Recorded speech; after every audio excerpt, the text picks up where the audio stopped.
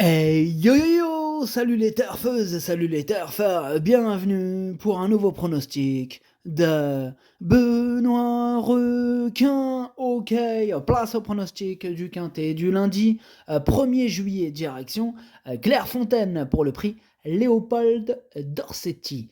Steeplechase, 3900 mètres, 16 partants, réunion 1, course 4, indice de confiance 1 sur 5.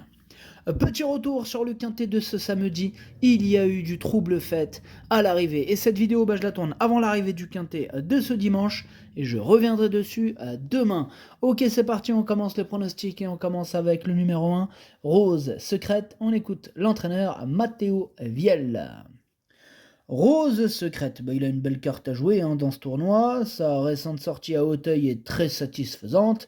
Elle nous a prouvé qu'elle pouvait remporter un événement de ce genre. Sa forme actuelle est excellente et si elle bénéficie d'un parcours sans encombre, je la crois en mesure de lutter pour les premières places. Eh bien, pareil, Matteo Viel, pareil, je la crois en mesure de lutter pour les premières places. C'est la raison pour laquelle je l'ai mis assez haute, je l'ai mis quatrième et j'y crois. On passe au numéro 2, Charmino, et on écoute mademoiselle Camille Pelletier. Charmino a effectué de belles performances sur cet hippodrome. Cette fois, ce sera Clairefontaine, mais il s'est déjà très bien adapté à d'autres tracés, et celui-ci devrait lui plaire. Il porte un poids convenable et semble sur la montante, dès lors, on en escompte une bonne prestation. Pareil, ce numéro 2 lui aussi me plaît beaucoup, par contre je l'ai gardé un petit peu plus loin, je l'ai mis à la 6e place. On enchaîne avec le numéro 3, Héraliste, et on n'aura pas les commentaires de l'entraîneur, en même temps c'est l'autre là, Arnaud Chaillet, il est parti pêcher tout seul, amuse-toi bien tout seul. Alors, ce numéro 3 fait partie de mes préférés, j'y crois dur comme fer, je l'ai mis carrément deuxième. On passe au numéro 4, Air Commodore, et on écoute mademoiselle Daniela Mel. Air Commodore est un cheval qui a toujours fait preuve de régularité. Il a bien débuté en steeple sur la butte Morte-Marthe. On le sort de son jardin d'Auteuil, mais il devrait se plaire à Clairefontaine. S'il s'adapte bien, je pense qu'il a sa place à l'arrivée. Ouais, je pense qu'il a largement sa place à l'arrivée. C'est carrément mon préféré pour vous dire, ce numéro 4. C'est lui que j'ai décidé d'installer en tête. On passe au numéro 5, Dentor des Obos, et on écoute Patrice Quinton.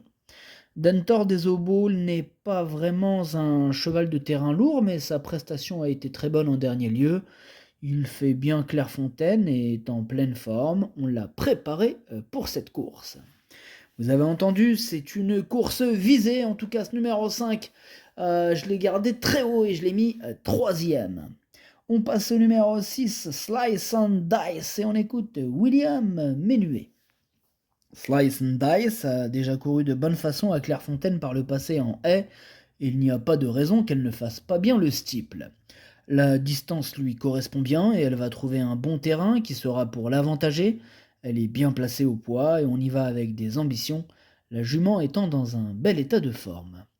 Eh bien, ce numéro 6, sachez que lui aussi je l'ai retenu, mais plutôt en bout de combinaison.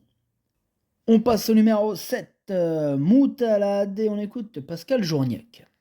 Moutalade n'a pas apprécié l'état de la piste en dernier lieu. Dès le départ, il n'avait pas des appuis, il n'avait pas ses appuis habituels et n'est jamais vraiment rentré dans la course. Même s'il n'a pas trouvé sa compétitivité. Oh là là, pardon, c'est n'importe quoi. Même s'il n'a pas approuvé sa compétitivité à cette. Non, non, c'était bien ça.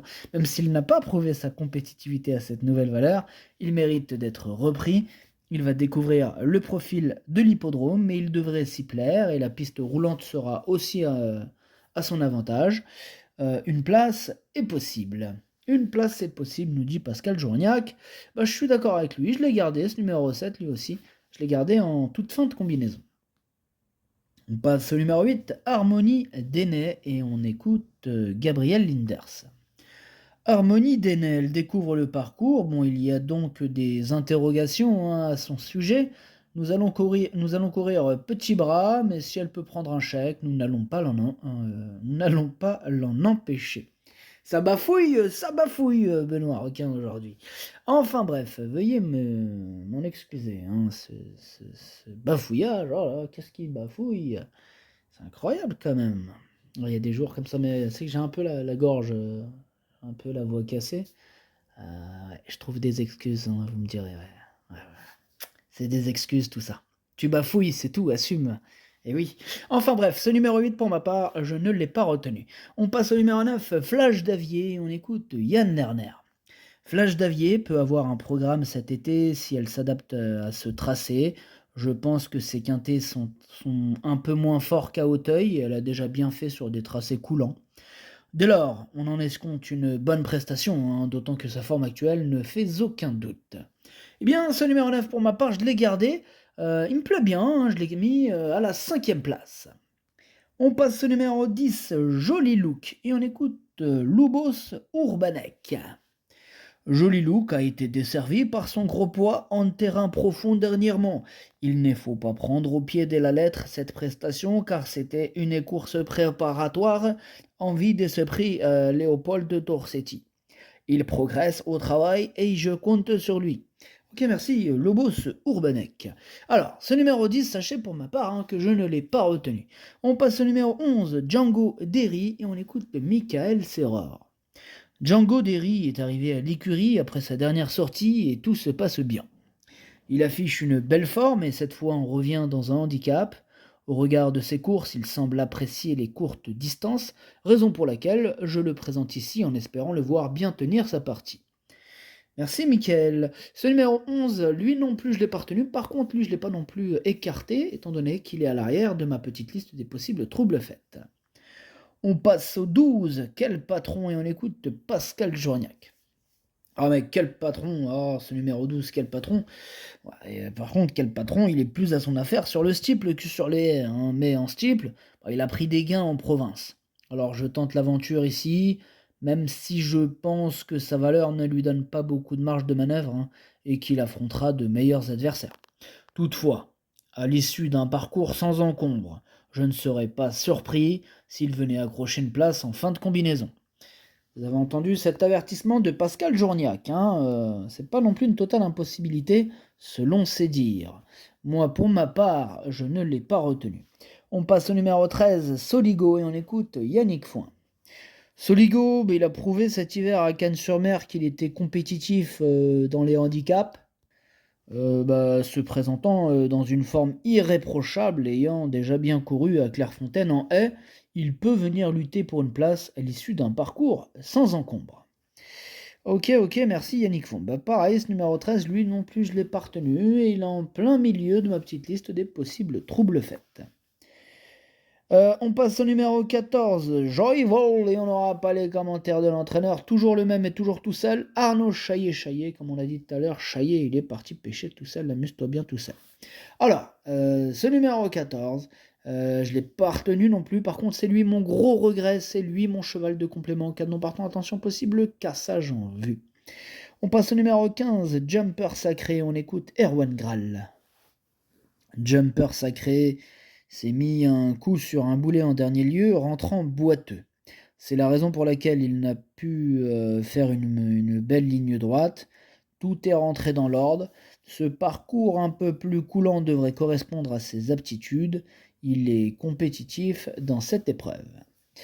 Ok, merci Erwan. Ce numéro 15, lui non plus, je ne l'ai pas retenu. Par contre, c'est lui le chef et le capitaine de ma petite liste des possibles troubles faits. Attention. Et on termine avec le numéro 16, Like on Ball, et on écoute Madame Mélanie Gillet. Like on Ball est bien, mais aurait été mieux dans la deuxième épreuve.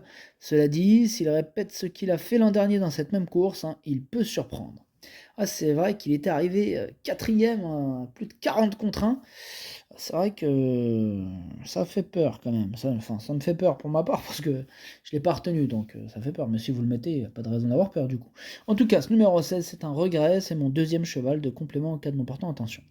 Le pronostic, ça donne 4, 3, 5, As, 9, 2, 6, 7. Merci d'avoir suivi cette vidéo. N'hésitez pas à mettre un pouce bleu si la vidéo vous a plu.